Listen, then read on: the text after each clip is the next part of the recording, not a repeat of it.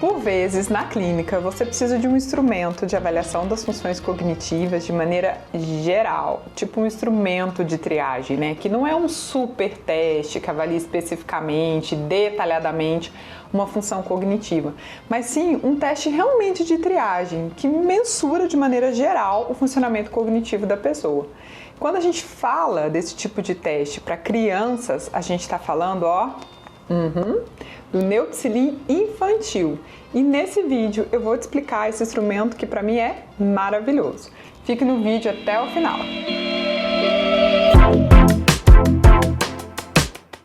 Meu nome é Sara Cassimiro, sou neuropsicóloga e quero te ajudar na organização do seu consultório neuropsicológico. Já curte aqui esse vídeo, deixa um like, ajuda muito o nosso trabalho. E também, se você puder se inscrever no nosso canal, é um incentivo para eu continuar fazendo vídeos toda semana para você. E ative o sininho para receber todas as notificações. Agora, vamos conhecer um pouco mais sobre o instrumento de avaliação neuropsicológica breve para crianças. Sim, o Neupsilin infantil. O Neupsilin infantil, ele avalia 8 funções cognitivas por meio de 26 subtestes. Quais são essas funções? Então, dentro do Neupsilin infantil, nós temos a orientação, tanto autopsíquica como alopsíquica. Autopsíquica é em relação a si próprio, então dados de identificação, como nome completo, quantos anos você tem, a data do seu aniversário. E a orientação alopsíquica é em relação ao espaço e tempo. Nós temos também a função de atenção, percepção visual, memória, habilidades aritméticas, linguagem oral e escrita, habilidades visoconstrutivas e funções executivas. O Neupsilin, o foco dele, o público-alvo, são crianças do 1º ao 6º ano do ensino fundamental, com idades entre 6 a 12 anos e 11 meses. A aplicação do Neupsilin, ela é individual, você demora mais ou menos 50 minutos, é como se fosse uma sessão toda. Particularmente, eu acabo demorando uma sessão e um pouquinho da próxima sessão. É difícil eu conseguir fazer ele em toda uma sessão, tá? Mas a ideia é que seja isso, 50 minutos, 1 hora, 1 hora e 20 no máximo. As normas do Neupsilin infantil foram realizadas numa amostra de 837 crianças de 2 cidades brasileiras, São Paulo e Porto Alegre. No manual você consegue achar essas tabelas, tá? Tanto para São Paulo como também para Porto Alegre. Quem pode estar aplicando o Neupsilin infantil são psicólogos, fonoaudiólogos e demais profissionais da saúde com formação em neuropsicologia do desenvolvimento, tá? Então, o Neupsilin infantil, ele é um teste de triagem. E para que a gente entenda o que é um bom teste de triagem cognitiva, nós temos esse autor que em 2020 disse que os testes de triagem cognitiva precisam obedecer às seguintes características.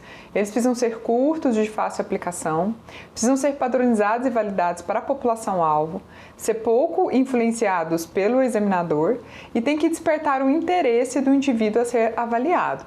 Então, o Neupsilin infantil, ele atende todas essas características, tá? Então, ele é um instrumento breve, então, como eu disse, mais ou menos uma sessão e meia no máximo você consegue aplicar.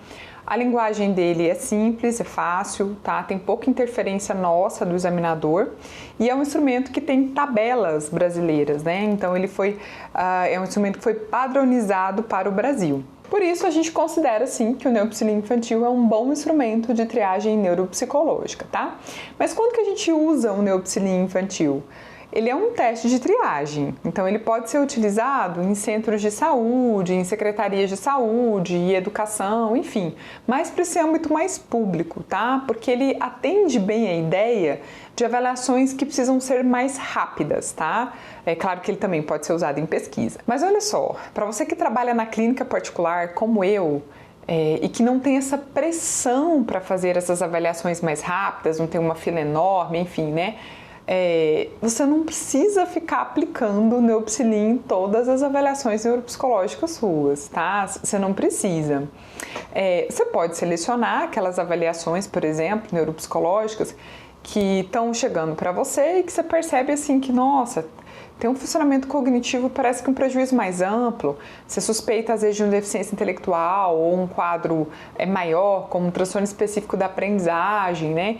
E aí você quer começar com um instrumento que vai fazer uma avaliação geral desse funcionamento cognitivo. Aí você vai e escolhe o neopsilia infantil para fazer. Aí, com base nesses resultados obtidos no neopsilia infantil, você pode até decidir complementar a avaliação com mais testes ou até mesmo procedimentos específicos relacionados a esses domínios cognitivos ali que você percebeu que tem maior fragilidade, né? Que você fez o neopsilia infantil e a pessoa não saiu tão bem assim, tá? Bom, esse é um contexto mais que a gente usa na clínica assim particular, não em todas as avaliações, mas aquelas que você realmente suspeitar que existe algo mais amplo, né?